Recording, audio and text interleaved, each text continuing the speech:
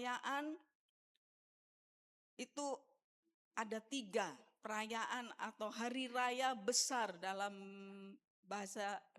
bangsa Yahudi atau agama Yahudi waktu itu, 3 besar, dan mereka kemanapun mereka pergi tersebar di seluruh dunia. Dari ketiga hari raya ini mereka harus datang ke Yerusalem untuk merayakan, ya. Kalau yang pertama itu hari raya besar, yang pertama itu Paskah. Kalau mereka tidak sempat datang di hari Paskah, mereka harus datang di hari raya yang kedua, perayaan besar yang kedua. Itulah dikatakan hari raya 7 minggu atau Pentakosta.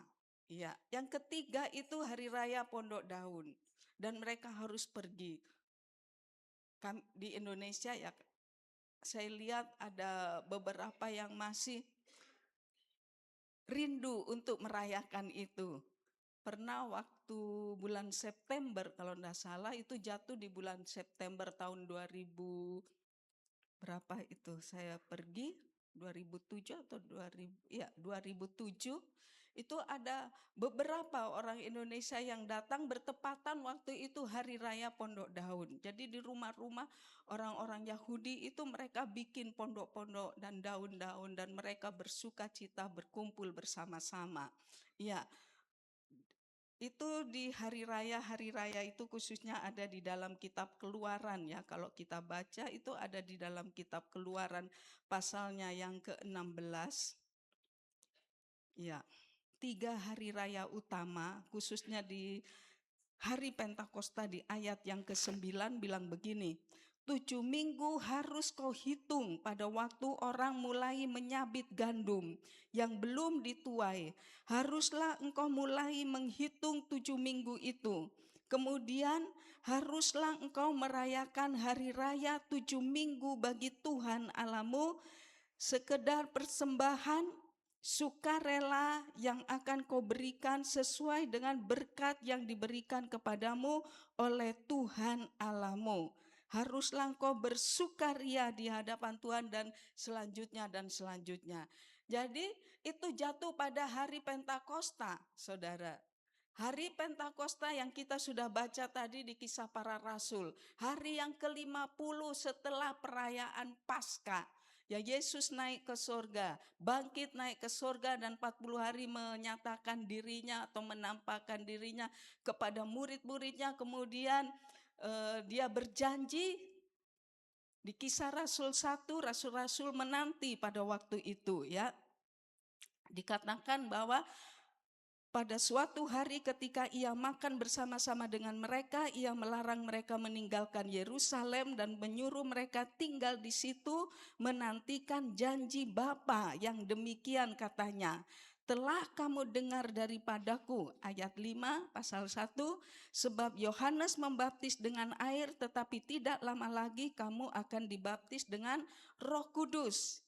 Dan di ayat yang ke-12 pasal 1 Kisah Rasul ayat 12, rasul-rasul menanti janji Bapa yang dijanjikan.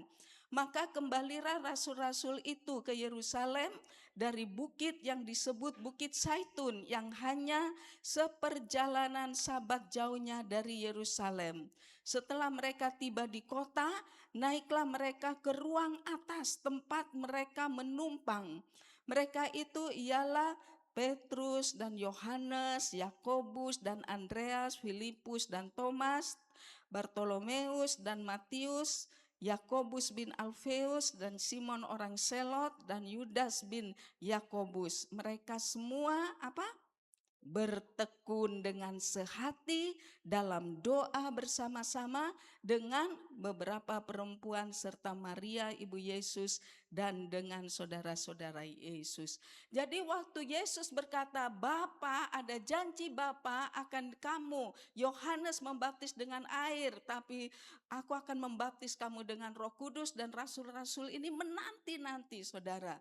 Setelah Yesus naik ke surga, mereka menanti. Yesus tidak bilang berapa lama janji itu akan digenapi. Tapi yang pasti janji itu akan terjadi. Siapa yang percaya? Amin. Ini saya gini, bukan cuma Roh Kudus, bukan cuma dipenuhi Roh Kudus, janji yang digenapi dalam hidupku, tapi janji-janji yang lain Tuhan, Engkau sanggup untuk menggenapinya sesuai dengan waktu Tuhan. Mari kita semua dalam keadaan krisis ekonomi global ini, kita jangan goyah, jangan takut, jangan khawatir, jangan ciut terhadap janji Tuhan, terhadap firman Tuhan. Bukan hanya Roh Kudus, baptis dengan Roh Kudus yang digenapi, tapi semua yang tertulis dalam Alkitab itu Tuhan sanggup menggenapinya. Amin. Tuhan sanggup menggenapinya. Iya. Nah, menanti janji Bapa itu menunggu, itu proses iman, saudara. Dalam PowerPoint yang pertama itu proses iman. Bagaimana menanti-nanti janji Tuhan. Jadi iman kita, kepercayaan kita dalam menanti janji Bapa itu tidak langsung jadi bim salah bim, dapat, ada sih yang gitu. Ya ada. Saya ingat waktu awal pertama kenal Tuhan Yesus, tahu bahwa Yesus itu Tuhan, ada banyak doa-doa yang cepat sekali dijawab oleh Tuhan. Tapi ada juga setelah beberapa tahun sampai sekarang ada janji Tuhan yang belum digenapi. Apakah kita akan mundur? Tidak ya, kita harus maju terus. Bukan cuma Roh Kudus, janji Bapa yang digenapi, tapi yang lainnya juga saya pasti akan menerimanya. Nah, janji Roh Kudus dinantikan. Ini kita sudah baca tadi. Terus ya, para murid diminta untuk apa? Menunggu, bukan bergerak dengan kekuatan sendiri. Janji Roh Kudus adalah bagian dari rencana Allah yang pasti digenapi. Menunggu Tuhan adalah apa? Bagian dari proses iman. Sama-sama katakan, menunggu janji Tuhan itu bagian dari proses iman. Nah, iman kita diproses. Itu dalam masalah penderitaan, pergumulan, tantangan, kenapa terus dihadapi, tahun lalu, tahun ini, baku dapat lagi. Baku dapat lagi. Ada satu kebenaran firman kalau tidak salah di Efesus 1 atau Filipi 1 mengatakan, maksud dari semuanya itu untuk apa? Memurnikan imanmu. Kemurnian iman kita. Kemurnian iman kita itu diuji, saudara. Diuji, itulah namanya proses. Kalau contoh dalam Alkitab itu Abraham ya. Abraham waktu dipanggil Tuhan kira-kira usianya 75 tahun. Di Keluaran 12 Tuhan langsung berjanji, kamu ada 3 itu. Salah satunya menjadi bangsa yang besar, keturunannya akan banyak. Dan istrinya Sarah juga begitu. Taunya mandul. Berapa lama saudaraku? 25 tahun. Baru Abraham melihat sungguh janji Tuhan itu digenapi. Itu proses ya, proses. Memang di sana ada kesalahan. Sarah, Abraham, lama sekali, torang dua ini sunyi, kira-kira kalau obrolan keluarga, lama sekali janji Tuhan digenapi. Napa Hagar hampiri dia. Sarah ndak sabar untuk menanti janji itu digenapi. Dan waktu malaikat datang, Sarah sendiri tertawa. Ya, kenapa tertawa? Masa iya orang sudah nenek-nenek masih mau melahirkan? Iya kan? Masih mau melahirkan. Ndak mungkin kayak begitu, saudara. Jadi menunggu janji Tuhan itu adalah proses. Selanjutnya, yang kedua adalah kuasa diberikan untuk misi. Ini dia. Tetapi, sama-sama baca, tetapi kamu akan menerima kuasa kalau Roh Kudus turun ke atas kamu, dan kamu akan menjadi saksiku di Yerusalem dan di seluruh Yudea dan Samaria dan sampai ke ujung bumi. Jadi waktu Roh Kudus dicurahkan menerima kuasa. Di sini bukan untuk pamer kekuatan, akan menunjukkan diri bahwa ini loh saya seorang hamba Tuhan yang dipakai luar biasa. Untuk menunjukkan diri kita kuasa itu bahwa kita hebat, enggak saudara. Tujuannya apa? Misi. Roh Kudus diberikan, kuasa diberikan. Itu untuk misi. Amin. Kamu akan jadi saksi, memampukan kita untuk menjadi saksi dan membawa orang-orang yang belum percaya kepada Yesus itu pada akhirnya percaya. Karena Tuhan tahu kita manusia serba terbatas. Roh Kudus yang tidak terbatas. Makanya diberikan kepada kita. Kita dipanggil bukan hanya dipanggil jadi anak Tuhan, enggak. Tapi kita dipanggil, Tuhan punya rencana yang besar supaya kita terlibat dalam proyeknya Tuhan yang besar di dunia ini. Dan waktunya lama sekali, ini sudah berlangsung 2000 tahun kira-kira ya. Dan pada tahun kalau tidak salah 2030, ya 2030 nanti itu akan ada ulang tahun amanat agung. Ulang tahun amanat agung sedunia itu akan ada, seperti jadi tinggal berapa tahun lagi.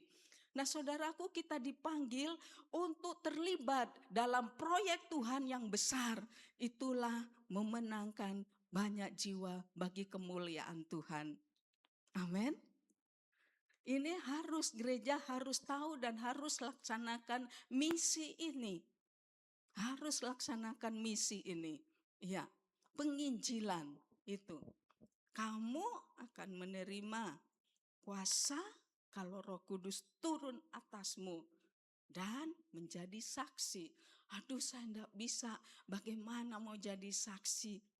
Bagaimana saya mau beritakan firman? Itu kan pengerja Jo. Oh itu yang fasilida. Kita tidak bisa.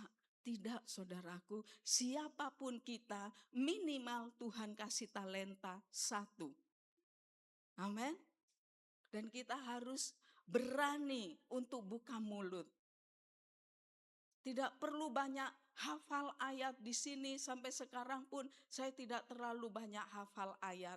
Setiap kali saya perjamuan baca, oh ada di sini. Iya. Oh ada di sini. Tapi nanti berikut lupa lagi. So ingat-ingat lupa lagi. Seperti itu, apalagi faktor umur. Tapi saya yakin percaya ketika kita memulai membuka mulut, kita kata-kata kita sederhana, saudara. Ya, saya kalau ketemu orang yang baru, entah itu naik Grab, entah itu sapa, pertama saya berdoa dalam hati, Roh Kudus tolong, biar saya bisa cerita sedikit tentang firman Tuhan.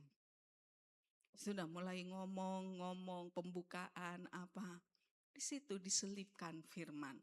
Satu saat di pesawat ada anak SMP ya, duduk di samping saya.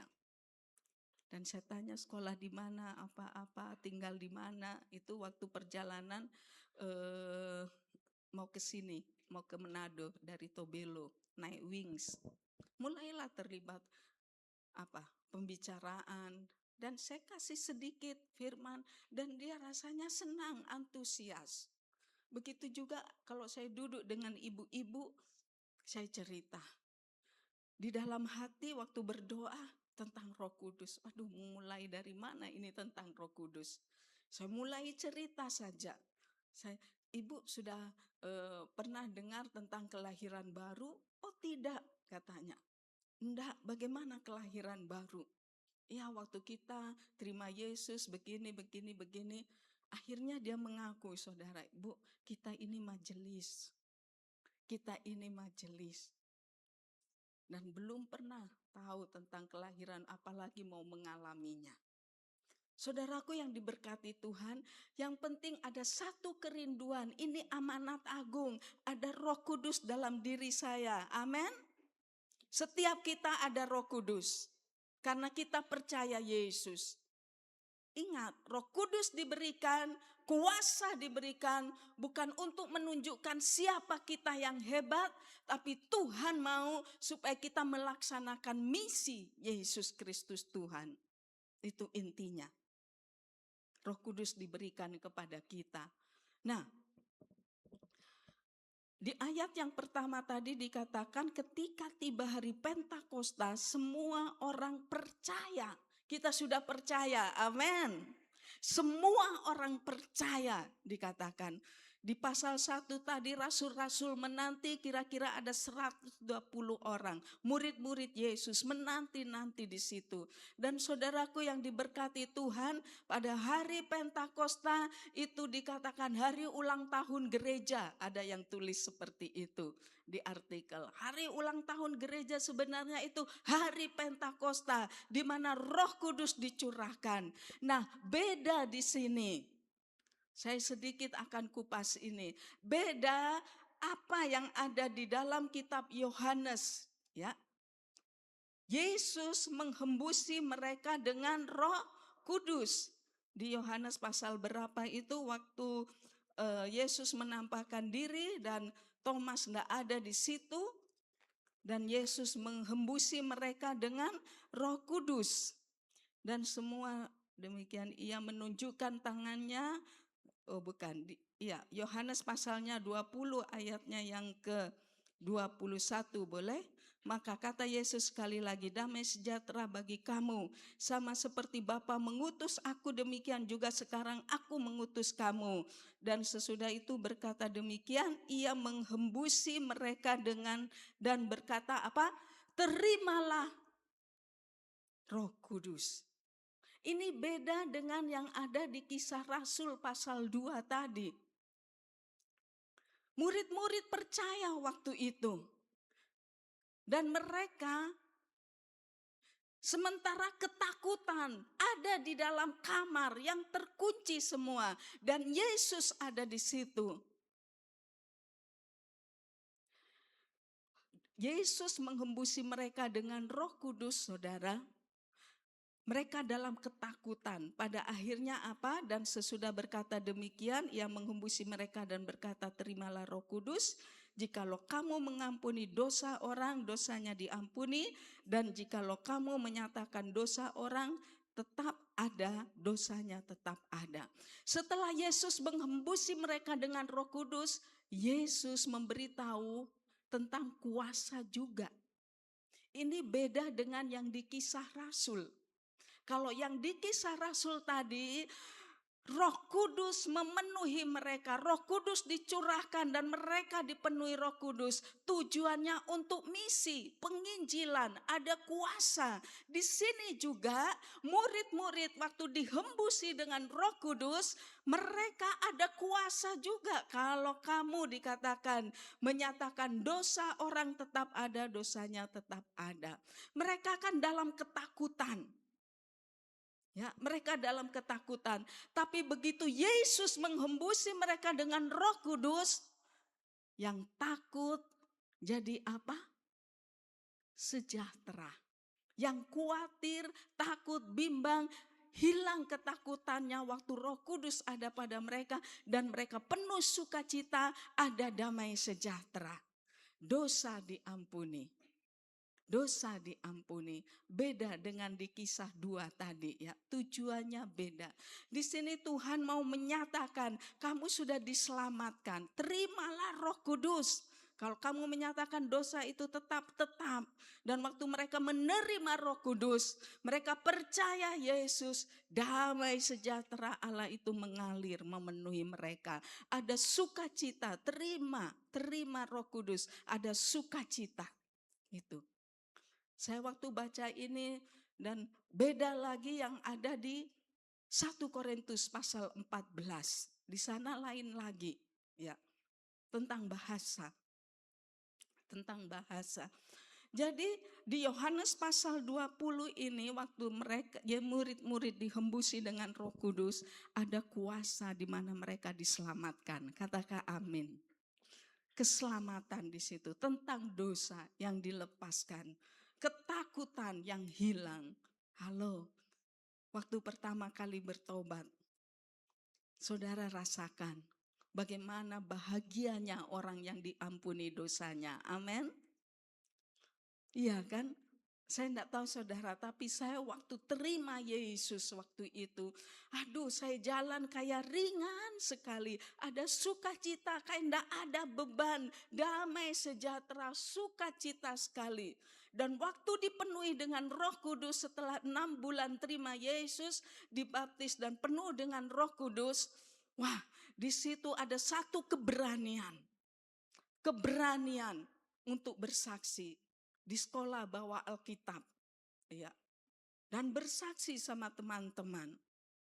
Pokoknya mau orang Bali, ada namanya Gusti, ada Made, saya selalu ya saya cewek, tapi waktu itu Made itu tinggal kalau saya ke sekolah di Wawandula SMA, selalu dilewati rumahnya supaya ada teman.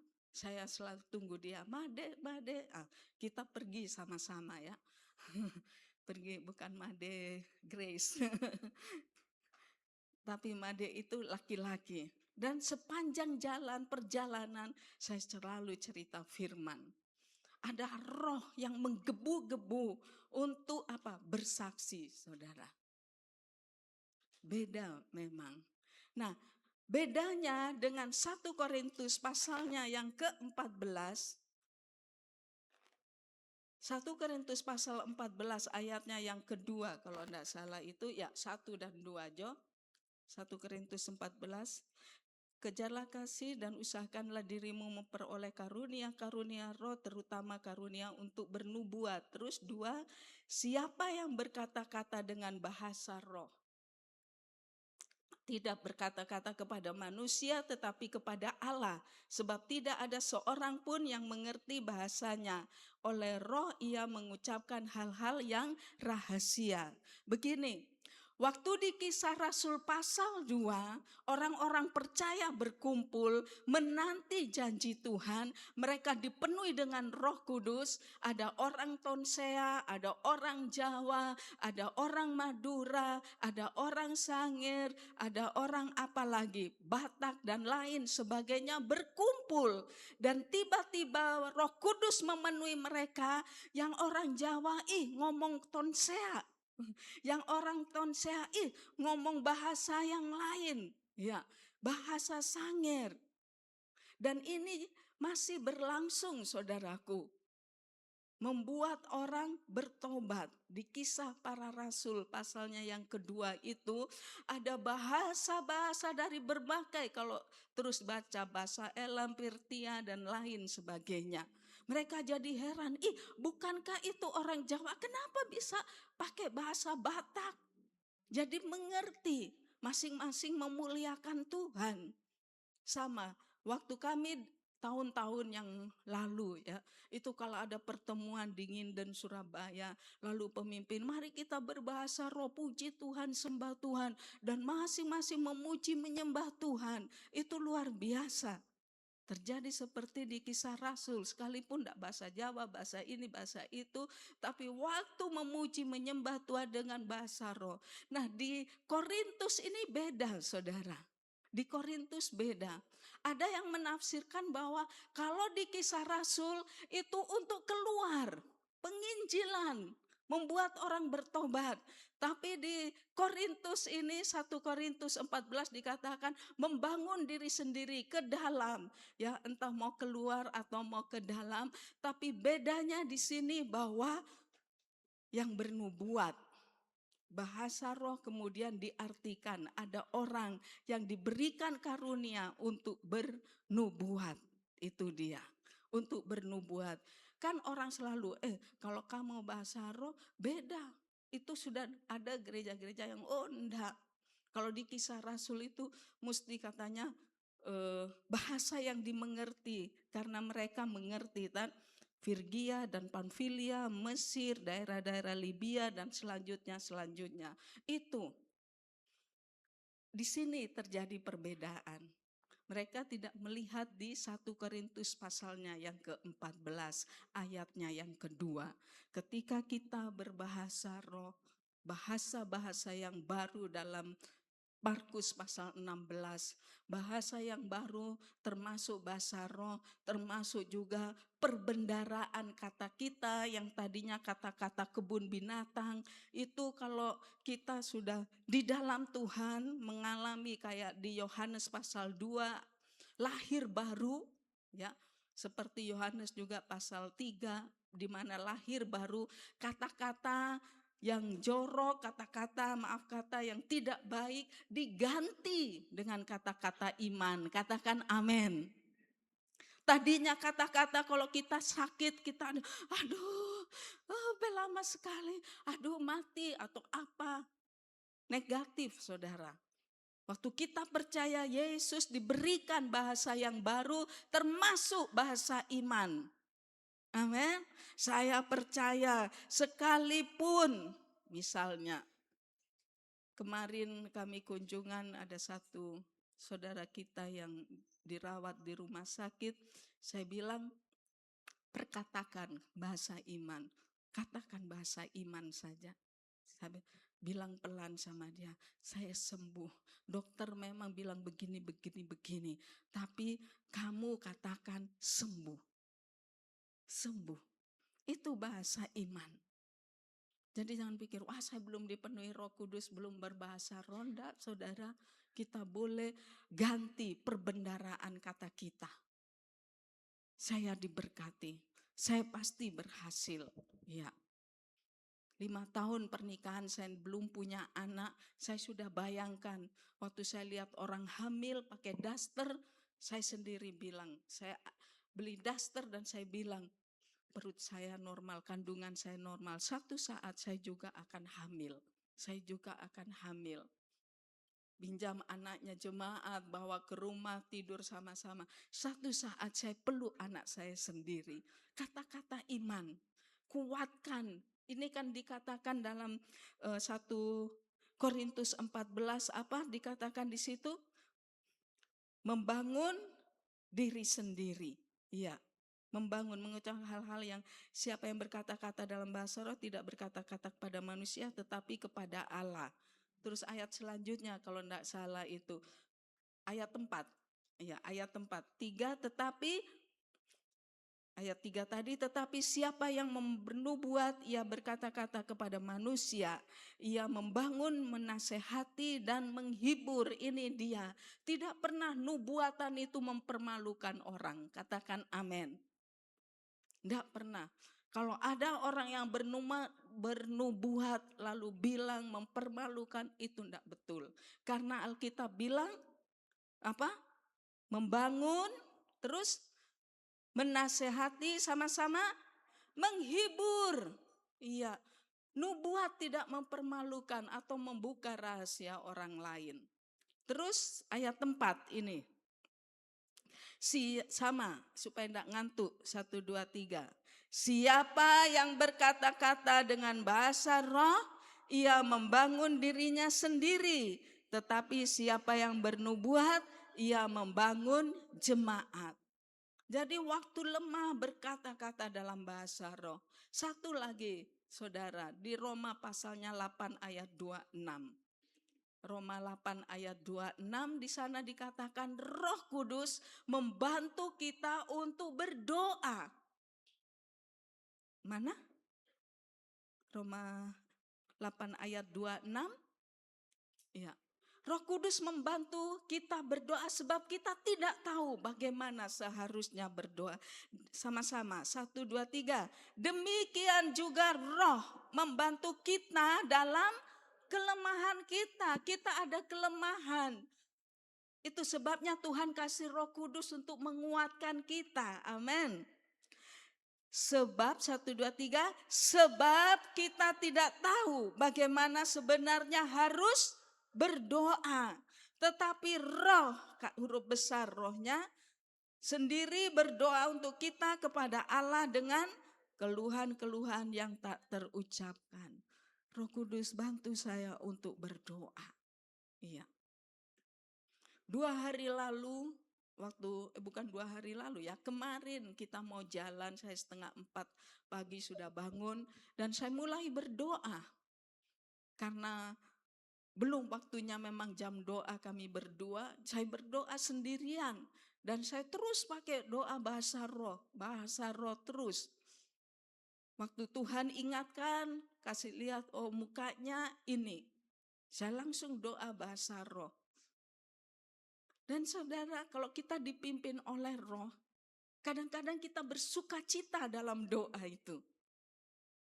Tapi waktu kemarin itu saya menangis sendirian. Menangis.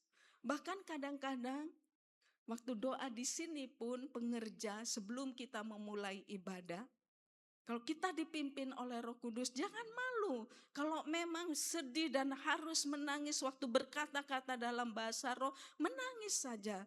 Mungkin waktu itu ada seorang, mungkin ada pelayan, singer, WL atau apapun yang perlu topangan doa kita. Yang perlu topangan doa kita. Jadi Roh Kudus juga membantu kita dalam berdoa. Kalau ditunjuk doa, aduh jangan kita belum tahu. Ingat, Roh Kudus mengajar kita untuk berdoa. Iya, kita kan tidak tahu keadaan saudara kita yang jauh. Dan mungkin kita sebut namanya, kita tidak tahu keadaan dia seperti apa. Tapi Roh Kudus pakai kita berdoa buat dia. Amin. Roh Kudus pakai berdoa. Waktu gembala saya ada di Kendari, saya lupa tahun berapa, 90-an kali ya. Gembala saya itu ke Jakarta, dia memang ketua BPD. Ternyata dia sakit demam berdarah. Dulu kan tidak ada Facebook, saya tidak tahu itu. Nanti pulang kesaksian baru, oh waktu itu saya dipakai Roh Kudus berdoa buat dia.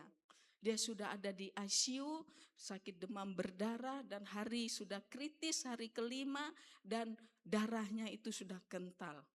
Dibilang hampir saja Om lewat. Saat-saat begitu perlu topangan doa. Kita satu komsel mungkin tidak tahu, kita satu jemaat tidak tahu keadaan satu dengan yang lain. Tapi kalau Roh Kudus gerakan engkau untuk berdoa buat seseorang, ya doa saja saudara. Aduh tidak tahu keadaannya dia bagaimana, Roh Kudus akan bantu kita, amin. Roh Kudus akan bantu kita. Ya, yang ketiga. Yang ketiga tentang janji Tuhan. Coba kuasa diberikan untuk Mesir. Iya. Pencurahan Roh Kudus itu sebagai penggenapan. Sedikit ada di catatan saya. Untuk yang kedua, Roh Kudus diberikan itu untuk kita lebih efektif dalam bersaksi atau dalam pelayanan. Ada buah jadi saksi karena Roh Kudus menuntun pada seluruh kebenaran. Yohanes 16 ayat 13, Roh Kudus diberikan kepada kita, ada kuasa dan kita mampu melakukan kebenaran. Amin. Kita hidup dalam kebenaran. Pada akhirnya karena kita dituntun oleh Roh Kudus hidup dalam seluruh kebenaran, mau tidak mau kita mengeluarkan buah dan menjadi saksi buat orang lain. Saya dibukakan seperti itu. Saya bergumul apa ya dalam seluruh kebenaran. Masih banyak kebenaran yang kita tidak tahu. Tidak perlu kita banyak tahu. Tapi seberapa kebenaran yang kita tahu, lakukan saja. Katakan amin. Tidak perlu banyak tahu keseluruhannya. Tapi seberapa saja yang kita tahu, lakukanlah kebenaran itu. Itu jauh lebih efektif untuk kita jadi saksi dan mengeluarkan buah. Yang ketiga, pencurahan Roh Kudus sebagai penggenapan janji Allah. Sudah dibaca. Terus Roh Kudus dicurahkan secara nyata dan mengubah kehidupan pada murid-muridnya. Contohnya Petrus. Petrus yang tadinya panako, cuma digertak sama perempuan pelayan. Ngana pelogat Galilea, pasti ngana le ikut. Pengikut Yesus. Petrus bilang, oh nyanda no. Ya, di Toraja itu ada orang Jawa kawin sama orang Toraja. Nah, bahasa Jawanya ngedok sekali. Anaknya itu suka main di jalan, lalu dia tegur. Hah, alo, dah maningo-ningo jong patata. Maksudnya jangan bermain-main di jalan. Dah maningo-ningo jong patata. Begitu ya, saya orang Jawa Tuhan. Saya orang Jawa juga. Cuma sedikit sudah lama di Manado jadi sudah agak hilang. Tapi ada yang ngedok sekali. Petrus gitu kira-kira. Ngedok sekali dia. Jawa Tengah atau Jawa Timur itu ngedok juga, saudara. Ngedok itu apa ya? Ya begitulah. Terus dibilang sama itu pelayan perempuan, ngana juga muridnya Yesus. Oh nyanda, kita ndak kenal dia. Karena dia takut, Petrus takut. Tapi begitu dipenuhi Roh Kudus, dia berani berkhotbah. Dan Petrus berkhotbah, 3.000 orang bertobat. Tapi sekarang ini, 3.000 kali berkhotbah, tidak ada satupun yang bertobat. Itu pergumulan, saudara. Petrus 1 kali berkhotbah, 3.000 bertobat. Sekarang 3.000 kali berkhotbah, nyanda ada satupun yang bertobat. Itu perlu didoakan, ya.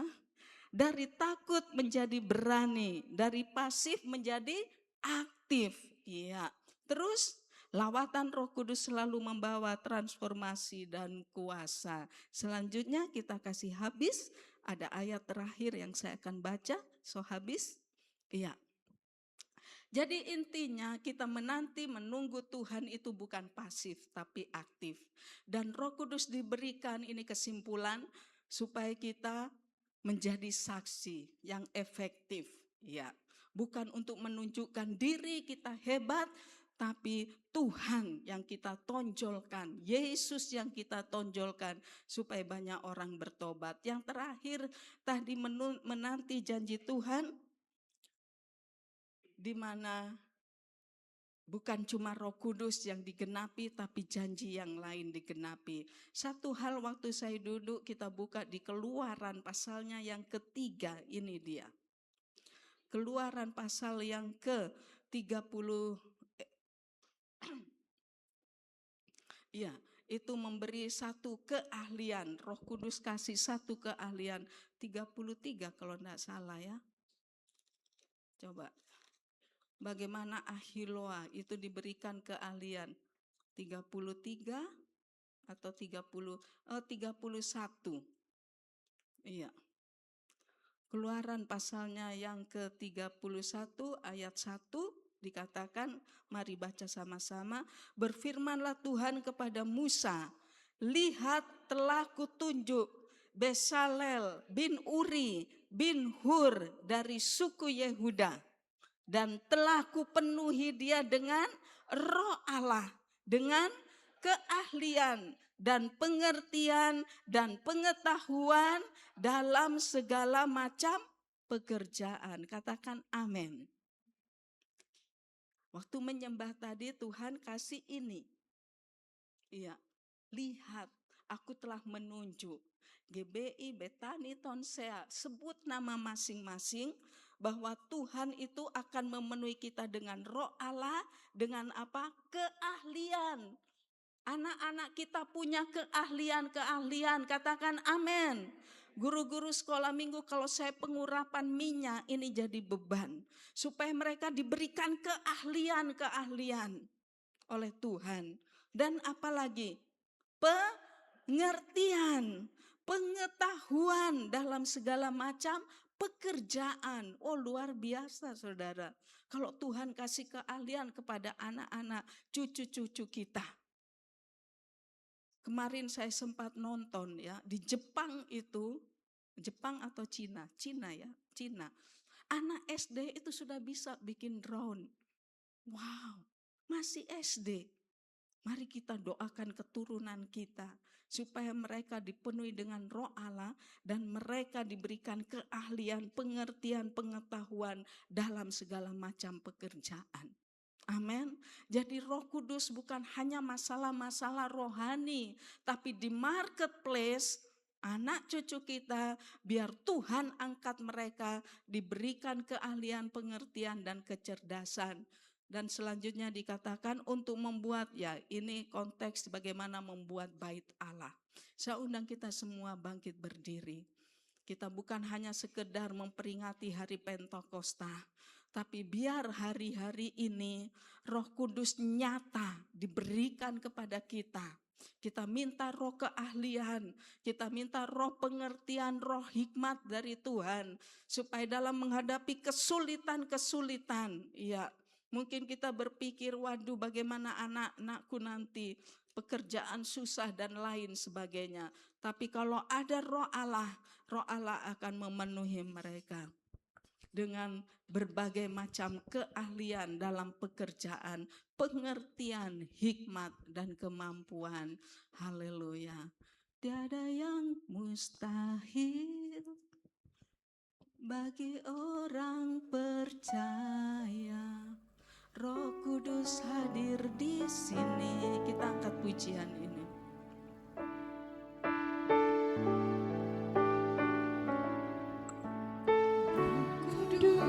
Hadir di sini,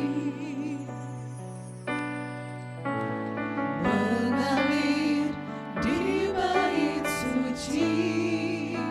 Buka hatimu. Perkara ajaib pun terjadi. Anak-anak muda, buka hatimu. Biar Roh Allah memenuhi engkau, memberikan pengertian, keahlian, sehingga engkau tidak takut untuk kelaparan.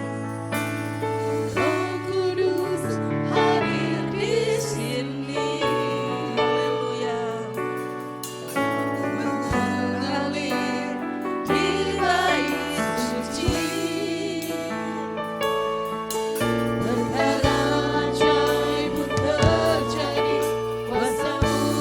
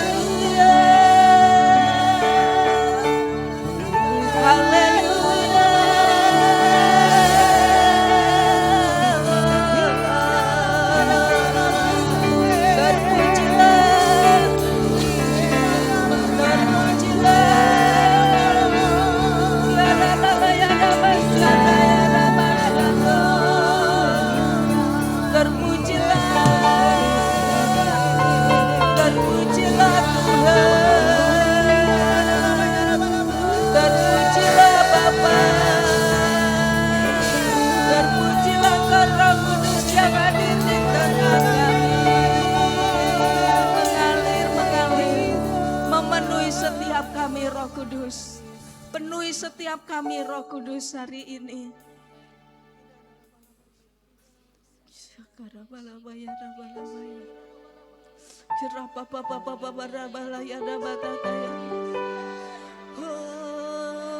Engkau lembut, Engkau manis, Engkau baik, Engkau ajaib, Engkau sanggup Roh Kudus memampukan kami, mengajar kami, mengingatkan kami.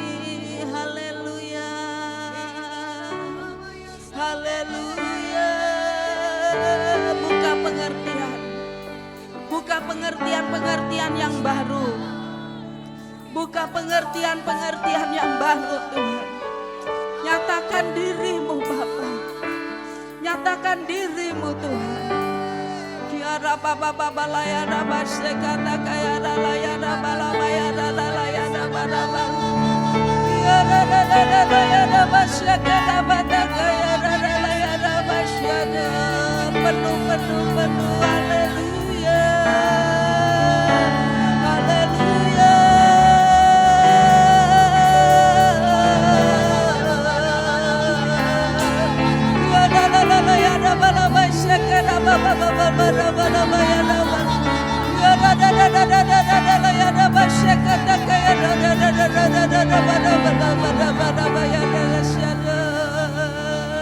Ajaib Engkau Tuhan, ajaib Engkau Bapa. Terima kasih untuk Roh Kudus yang ada pada kami, memampukan memberi keberanian untuk memberitakan firman Allah. Kami pulang tidak takut lagi dengan apapun, dengan keadaan ekonomi, keadaan dunia ini Tuhan. Sebab kami bukan orang-orang dunia yang akan dibinasakan, tapi kami orang-orang kerajaan, warga kerajaan Allah. Tapi yang masih tinggal di bumi, tujuannya untuk menjadi saksi dan membawa cahaya Injil itu kepada mereka yang masih hidup dalam kegelapan. Pakai setiap kami Tuhan, pakai setiap kami untuk jadi saksi-Mu Bapa. Berikan kami pengertian-pengertian yang baru dalam pekerjaan, keahlian-keahlian, keturunan kami, anak-anak, cucu-cucu kami. Mereka diberikan keahlian oleh Roh Kudus. Mereka ditunjuk oleh Engkau ya Bapa. Ada anugerah yang berlimpah-limpah bagi mereka. Dan kami mau melihat janji-Mu digenapi. Keturunan orang benar akan perkasa di bumi dan mewarisi negeri. Mereka adalah anak-anak seperti di tangan pahlawan. Seperti anak panah di tangan pahlawan. Dan anak-anak keturunan kami adalah milik pusaka Tuhan. Terima kasih. Engkau menggenapi janji-Mu Bapa. Terima kasih Tuhan. Terima kasih Bapa. Dalam keadaan krisis ekonomi yang global saat ini, kami ada di tengah-tengahnya dan dampaknya juga ada pada kami. Tapi kami bersyukur ada perlindungan Tuhan, ada kasih karunia Tuhan, ada kemampuan dari Roh Kudus memberikan kami hikmat bagaimana caranya untuk menghadapi hari-hari yang jahat ini. Terima kasih Tuhan, terima kasih. Terima kasih Bapa, kami bersyukur. Di dalam nama Tuhan Yesus Kristus, semua yang diberkati sama-sama katakan amin, amin. Puji Tuhan, silakan duduk saudaraku dan saya serahkan. Haleluya, puji nama Tuhan, kita semua diberkati siang hari ini, amin. Lambaikan tanganmu yang diberkati Tuhan lewat kebenaran firman Tuhan. Tepuk tangan sekali lagi buat dia, buat Tuhan Yesus kita. Haleluya. Terima kasih Ibu Gembala, terima kasih yang sudah memberitakan kebenaran firman Tuhan siang hari ini. Tuhan Yesus berkati Ibu bersama dengan Bapak, bahkan keluarga anak cucu diberkati Tuhan. Haleluya. Baiklah Bapak Ibu, saatnya kita akan memberikan persembahan untuk doa persembahan sekaligus pengumuman selama seminggu yang akan berjalan, akan disampaikan oleh Bapak Jerina Yohan.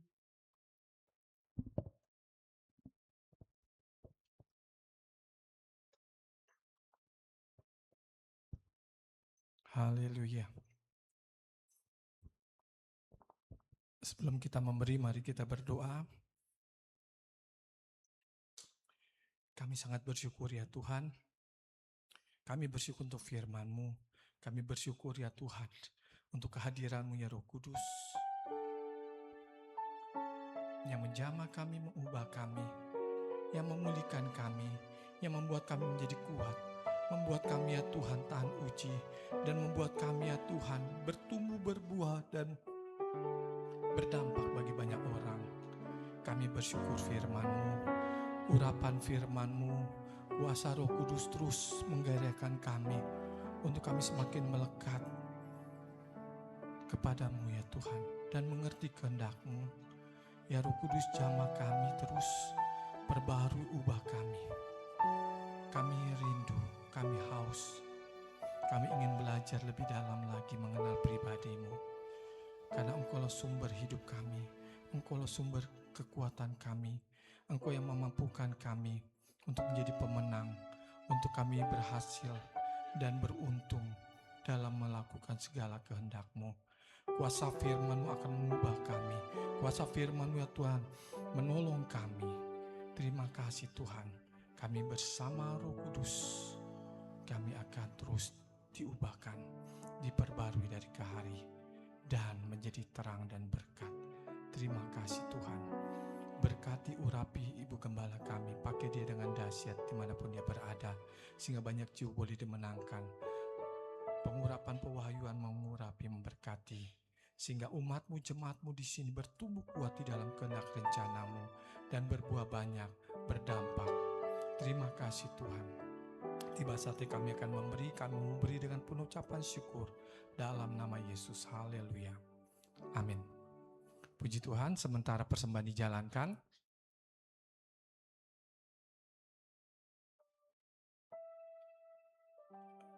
Gembala dan staf mengucapkan selamat ulang tahun bagi Bapak, Ibu, Saudara-saudari yang berulang tahun dalam minggu yang telah lewat atau dalam minggu yang akan berjalan. Firman Tuhan Mazmur 91 ayat 14-16, sungguh hatinya melekat kepadaku, maka aku akan meluputkannya, aku akan membentenginya sebab ia mengenal namaku. Bila ia berseru kepadaku, aku akan menjawab, aku akan menyertai dia. Dalam kesesakan aku akan meluputkannya dan memuliakannya. Dengan panjang umur akan kukenyangkan dia dan akan kuperlihatkan kepadanya keselamatan daripadaku. Dan juga selamat datang bagi Bapak, Ibu, Saudara-saudari yang mungkin baru pertama kali hadir tempat ini. Kalau ada boleh lambaikan tangan. Kalau belum ada, tugas kita semua membawa jiwa kepada Tuhan ke tempat ini. Karena saudara dan saya adalah duta-duta kerajaan Allah yang dipakai oleh Tuhan, siap untuk membawa jiwa. Amin. Karena Roh Kudus telah dicurahkan buat kita untuk kita berdampak. Puji Tuhan. Info Komsel Bukit Sion, hari Sabtu jam 6 sore di keluarga William Buida. Komsel Bukit Sion, hari Sabtu jam 6 sore di keluarga Buida di Distrik M. Di keluarga William Buida. Jadi diingatkan kembali Komsel Bukit Sion, hari Sabtu jam 6 sore. Dan kita akan melihat info selanjutnya melalui multimedia. Silakan.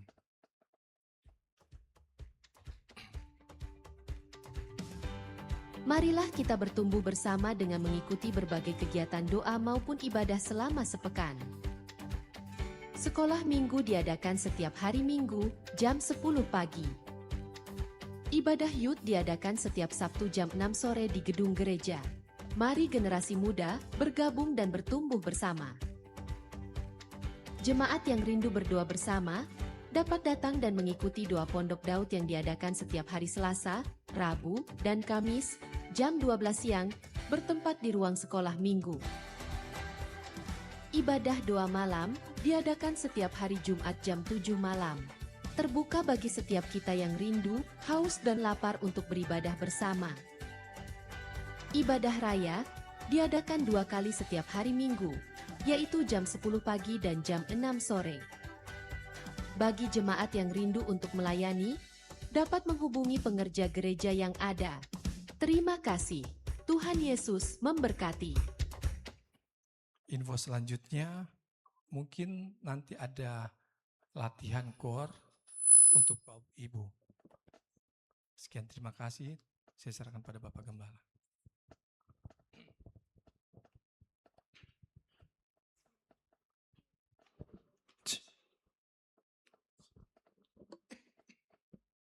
Ya, Bapak Ibu Saudara, di momen menjelang bulan Juni ini akan ada hari libur panjang dan ada jambore GBI Sulut Go diadakan di Bitung, dekat saja memang. Dan mereka menghimbau supaya bisa dibantu ditopang dalam doa dan juga dana, sehingga disampaikan kepada jemaat-jemaat lokal untuk ada kolekte ekstra ya. Jadi sebentar kita selain memberikan persembahan persepuluhan, ucapan syukur juga untuk pembangunan. Bulan depan kita ada aksi pembangunan untuk pengecoran di bagian depan gedung di sebelah ya. Dan itu saya sudah cek karena pakai alat, saudara pakai pakai mobil molen itu ya, kira-kira mungkin nanti bisa Pak Jimmy hitung, kira-kira mungkin ada 16 kubik. Jadi satu kubik itu satu mobil itu kira-kira 6 kubik. Ya. Jadi kemarin saya sudah coba hitung, kalau dikalikan dengan harganya maka kira-kira ada sekitar 30-an juta ya, hampir 30-an juta. Dan kita bersyukur sudah selesai pemasangan plafon, saudara ya. Jadi kalau sudah ke sebelah dengan lampunya sudah terpasang semua, 2 bulan kita kerjakan itu ya, dan sudah dibongkar stelengnya. Jadi mungkin bulan Agustus kita target sudah bisa dioperasikan untuk gedung di sebelah ya. Karena itu adalah juga aset kita bersama untuk kita boleh melihat berkat-berkat Tuhan juga dicurahkan melalui pelayanan di tempat ini. Dan ya, tempat ini jadi berkat ya, memberkati juga jadi berkat. Puji Tuhan. Jadi bulan depan ya, nanti awal bulan depan nanti diumumkan, kita hari ini kita akan memberi saudara yang bawa persembahan persepuluhan, ucapan syukur dan persembahan khusus lainnya. Mari persiapkan saudara, persembahan saudara, kita akan berdoa bersama-sama. Bapa, kami bersyukur kepadamu pada saat ini dalam ibadah hari Pentakosta ini, hari yang ke-50 sesudah Paskah, merupakan hari raya pengucapan syukur buat sulung bagi bangsa Israel, tapi bagi kami adalah lahirnya gereja. Mulainya gereja kemudian berkembang menjadi berkat, menjadi saksi Tuhan di seluruh dunia. Dan kami percaya spirit yang sama juga terjadi dalam hidup kami. Biarlah kami umat-Mu terus bergerak menjangkau jiwa-jiwa bagi kemuliaan nama Tuhan. Mulai dari Yerusalem, Yudea, Samaria sampai ke ujung bumi. Terima kasih Bapa. Saat ini umat-Mu akan bawa persembahan, persepuluhan, ucapan syukur, bahkan juga untuk pembangunan dan juga kolekte ekstra untuk jambore. Tuhan menolong, Tuhan berkati kami semua. Janji firman-Mu ya dan amin. Engkau memberkati kami dengan berkat yang berlimpah-limpah tercurah atas hidup kami, sehingga kami tidak kekurangan sesuatu yang baik daripada Tuhan. Kekuatan, kesehatan menjadi bagian kami, dan segala sesuatu yang kami perlukan diberkati oleh Tuhan. Dalam nama Tuhan Yesus kami memberi dengan sukacita. Haleluya, haleluya. Amin. Mari bawa persembahan saudara ke depan, kita nyanyikan pujian.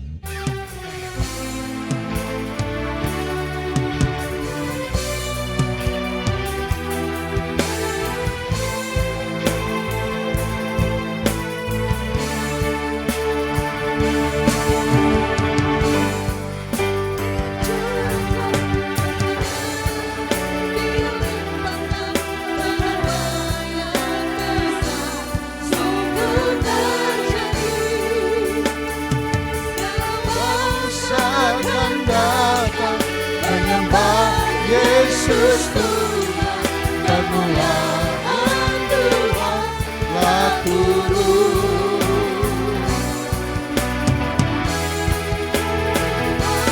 Dahsyat dicurahkan, berkatnya dilimpahkan, penuaian besar sungguh terjadi.